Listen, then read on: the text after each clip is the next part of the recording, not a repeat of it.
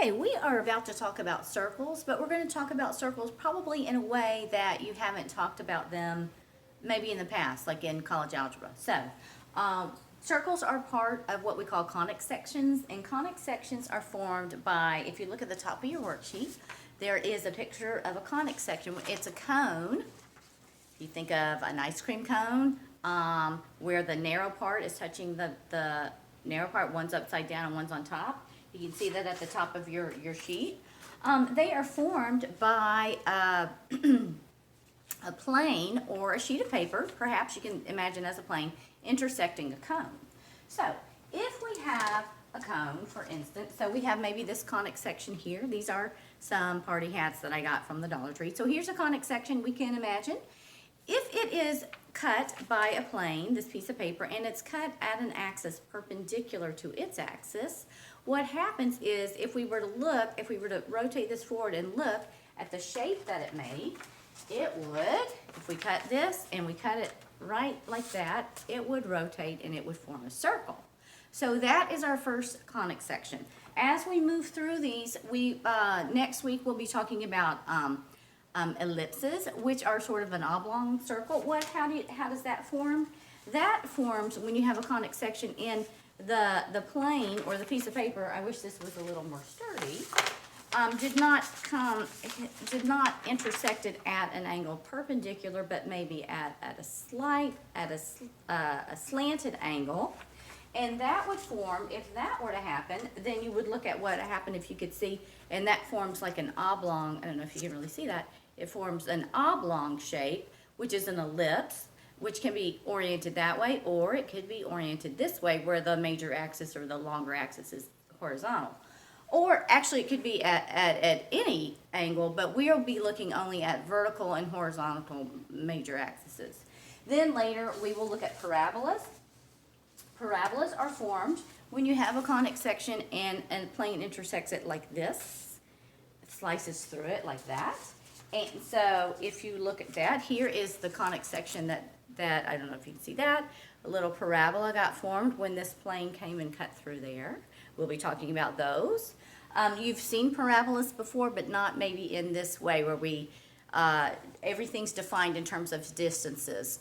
So that is kind of how conic sections, we define them in terms of lengths and distances from each other.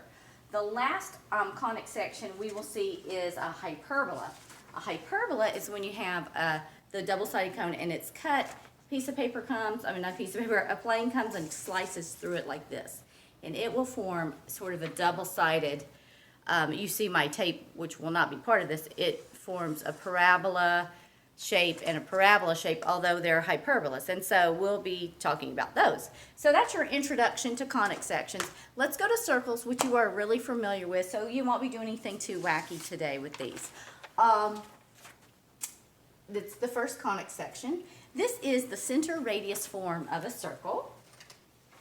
It is x minus h squared plus y minus k squared is equal to r squared.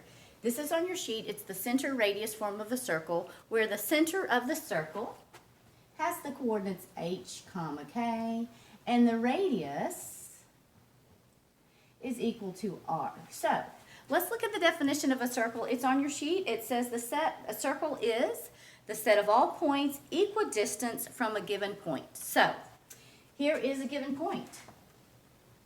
And the set of points that is the same distance from this point is a circle. So we'll imagine that that is perfectly round.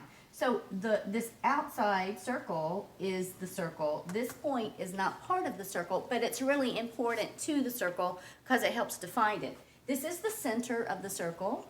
The set of points that are equidistant to this center are the circle itself, the graph. The distance from the center to any edge is called the radius, and I know that you're familiar with that because you've dealt with circles before. In other conic sections, ellipses, parabolas, hyperbolas, we will be referring to this point of interest that the set of points are a certain distance from as the focus. So you can think of the radius also as a foci, but we'll be dealing with that later. So if this is the center radius form of the circle, and it is, and they give us, we have some problems on our sheet, and the instructions for number 9 through 12 say find the center and the radius for each circle satisfying these conditions. So the condition is that the center must be at 1, 4, and the radius is 3. If we need to write the center radius form, so this is the center radius form. I was going to write that title on there, but you don't really need it. So it's going to be H is right here, and K is right here because that's my center, and R is 3. Okay, so let's put that into this form. It's going to be X minus H minus 1 squared plus Y minus K, Y minus 4 squared is equal to 3 squared. So this is the center radius form, but I'm going to write 3 squared as 9. And that's all we have to do for that. So let's do number 10. Ready? X minus negative 2 will be X plus 2 squared plus Y minus 5, Y minus 5 squared is equal to 4 squared, or 16. This is the center radius form for number 10.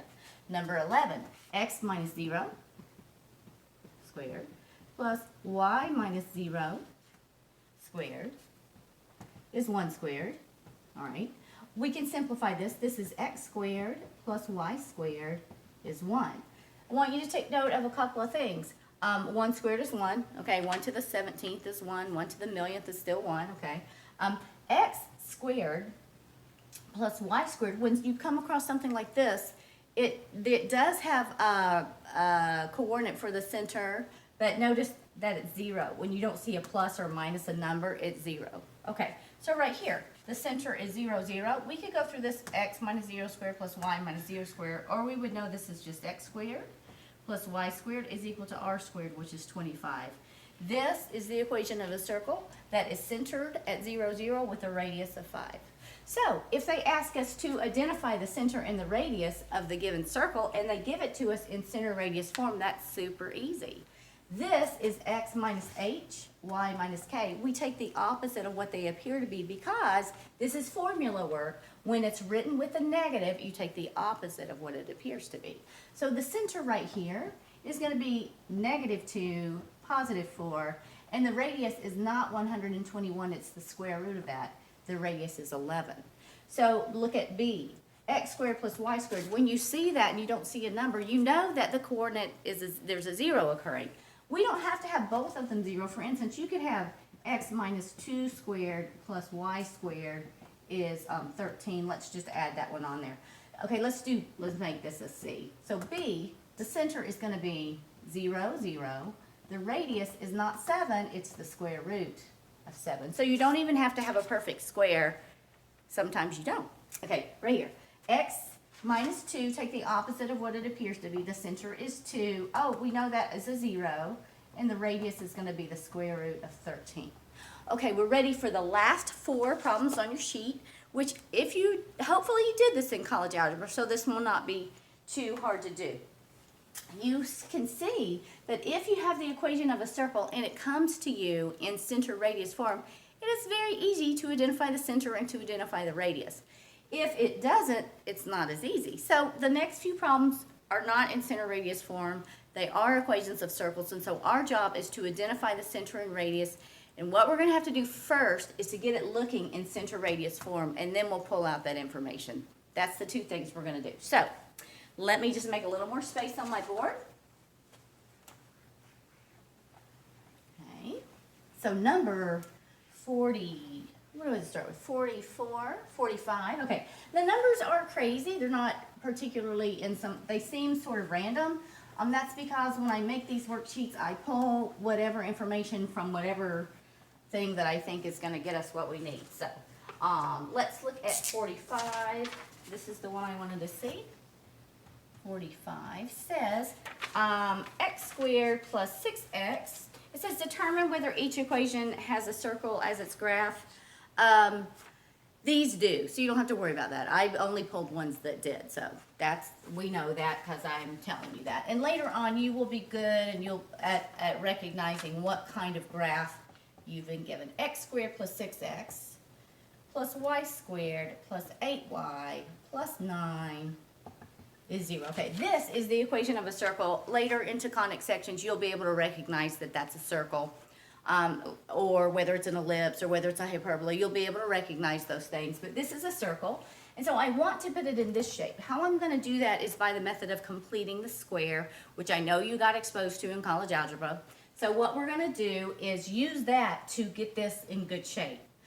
If you were solving a quadratic equation by completing the square, there's a list of steps you would go through. And the first one says, move C to the right-hand side. So what I'm going to do that kind of mimics that is I'm going to move any term that I see that does not have a variable associated with it to the other side. That is my C. So 9 is what's there. I'm going to move it to the other side. I move it by subtracting it to the other side. So first it's going to be x squared plus 6x. I'm going to leave a space because when you complete the square, you add a special term to something. Plus y squared plus 8y plus a special term is equal to negative 9. Now, if I add something to the left, I must keep my equation balanced by adding it to the right. If I add something to the left for the y's, I must keep my equation balanced by adding it to the right. So I'm going to be doing the completing the square process 2 times, once for the x's and once for the y's. So it goes like this. For the x's, if you recall, what you add, the special thing that you add is b over 2 quantity squared to both sides. That's what we're going to be adding to both sides. So as we do that, you have to ask yourself, what is b for this equation? B for the x's is whatever's next to just the power 1. So b is 6 here. So for the x's, b divided by 2 is 6 divided by 2 quantity squared, which is really 3 squared. Okay. I'm going to leave it looking like this on the left-hand side, but we all know that 3 squared is really 9. So I added 9 to the left-hand side, so I'm going to add 9 to the right-hand side. Okay, for the y's, what's going to happen there? Okay, for the y's, what is in the b position? 8 is in the b positions for the y's. For y, b is equal to 8. So b over 2, quantity squared, is going to be 8 over 2, or really 4 squared. I'm going to add this to both sides. I like to leave it looking like this on the left-hand side. On the right-hand side, I go ahead and square that. 4 squared is 16. So now, this is the step where we complete the square. When you have a completed square, this will always, always, always factor into, if I have x squared plus bx plus b over 2 quantity squared, this will always factor into x plus b over 2 squared. This is just the truth. So right here I have x squared plus bx plus b over 2 quantity squared. This will factor into the square root of whatever I see here, x plus whatever I see in those parentheses, plus 3 squared. That's what that will factor into every single time. Plus, let's do the y's. Y plus 4 squared. This is what this factors into. Negative 9 plus 9 is 0 equals to 16. This is center radius form. What is the center of the circle? Negative 3, negative 4, and the radius is 16. Okay, let's do this again. Let's do 46. Goes like this. 46 is x squared plus 8x plus y squared minus 6y plus 16 is 0. Move c to the right-hand side, or that 16, by subtracting him. So we get x squared plus 8x, I'm going to be adding something. Y squared minus 6y, I'm going to be adding something, is negative 16. I keep my equation balanced by adding whatever to the right, whatever I did to the left. All right, for the x's, b is equal to 8. B divided by 2 is 4, and so I'm going to add 4 squared, which is 16. B is equal to negative 6. Negative 6 divided by 2 is negative 3. I'm going to be adding negative 3 squared to both sides. Negative 3 squared is a 9. Now, let us go ahead and complete the square. This will always factor into x plus whatever I see in there squared plus, this will always factor into y plus whatever I see in there, which is minus 3 squared. That's why I like to leave it looking like that on the left-hand side, because I don't lose my negative. And typically students are not terrific at factoring. Sometimes they are, but if you're not, you don't have to worry about it. It's just the square root of that, and whatever you see in that is what that factors into. Negative 16 plus 16 is 0, plus a 9 is a 9. The center of this circle is negative 4, 3, and the radius is the square root of that number, which is 3. Here are the last two. 40. Let me make sure I agree with that. Negative 4, 3, 3. Okay. 47. What is 47? And 48. Okay.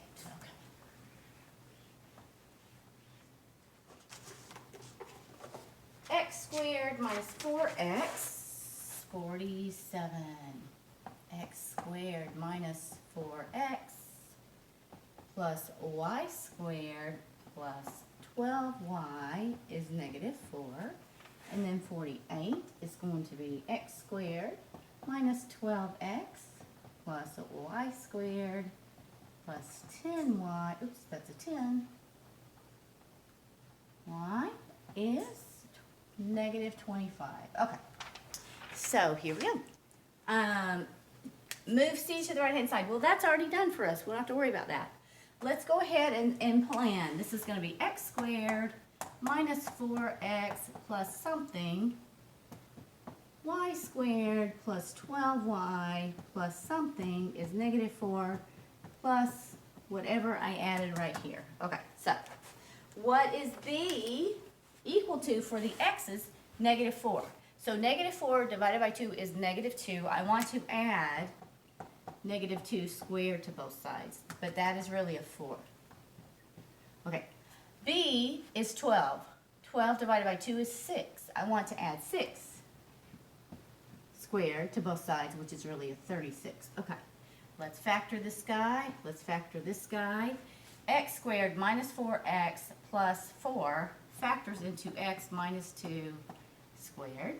By the way, if you are doubting this or it's not feeling good to you, you can factor this, x squared minus 4x plus 4. By the method you know how to factor, by the AC method or by trial and error, use a factoring method and factor that, and you will get x minus 2 times x minus 2, which is this. Plus, let's factor this guy, y plus 6 squared is equal to negative 4 plus 4 is 0, is 36. Okay. So what is the center? This is a circle. It's in center radius form. The center is 2, negative 6. Take the opposite because this formula is written with negatives. And the radius is equal to the square root of 36, which is 6. All right, let's do 48. I'm going to move it down here. Okay, we have x squared plus minus 12x. C is already on the right-hand side, so let's just plan. We have x squared minus 12x plus something plus y squared plus 10y plus something is equal to negative 25 plus the two things we added. Okay, b for the x's is negative 12. Divided by 2 is negative 6. So we're going to add negative 6 squared to both sides. All right. B for the y's is 10. 10 divided by 2 is 5. We're going to add 5 squared to both sides. So negative 6 times negative 6, we add a 36. 5 times 5, we add a 25. Okay, on the left, let's factor our x's. X minus 6, quantity squared. Let's factor our y's. Y plus 5, quantity squared, is equal to negative 25 plus 25 is 0, is 36. Okay, so the center is going to be 6, negative 5, and the radius is going to be 6, the square root of 36. Now, I don't want you to think it always turns out with these very, very nice numbers. It doesn't always turn out that way. They made these problems turn out nice. So, what if, this is just a what if scenario, what if we had added up our numbers, and we added up this number. Let's just pretend, so I'm gonna, this is, ooh, that's a dead marker. Let me get rid of that. Let's just pretend for a second that we did not get 36. We got a different number. So let's pretend like we got something like, I don't know, 37. Okay, that is not a perfect square. What would you do there? We already saw this once in this video. If we had gotten something like this, then what we would get here is that the radius is equal to the square root of 37. That is accurate. That's math. Everything doesn't have to be nice and neat in a little bow for it to work out. And so if we had gotten that, we would get that. We didn't get that though. We got 36, right? So the radius is 6, the square root of that. Okay, that is our introduction to conic sections and circles.